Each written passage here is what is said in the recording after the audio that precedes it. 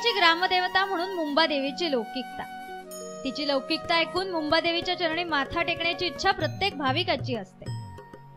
तसं तर वर्षाच्या 12 महिने या मंदिरात भाविकांची अलोट गर्दी होते, पण नवरात्रीमध्ये मात्र भाविकांची झुंबडच असते।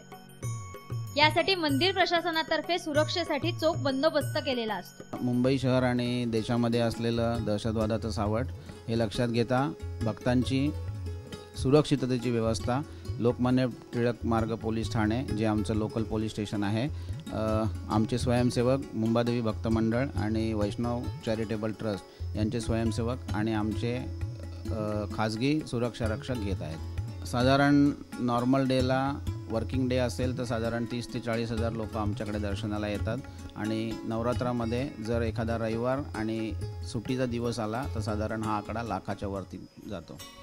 ओम जय आद्याशक्ती मा जय आद्याशक्ती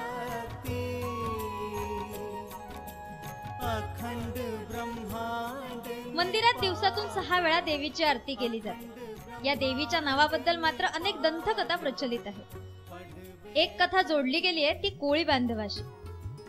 कोळी समाजातल्या मुंगा आणि मुंगू नावाच्या कोळीने बोरी बंदर येथे देवीची स्थापना केली होती। 1737 साली ब्रिटिशांनी मुंबईभोवती असलेल्या किल्ल्याचा विस्तार करण्याचे ठरवले, त्यामुळे देवीचे मूळ स्थान हलवण्यात आले। त्यानंतर देवीची स्थापना काळबा देवी परिसरात करण्यात आली।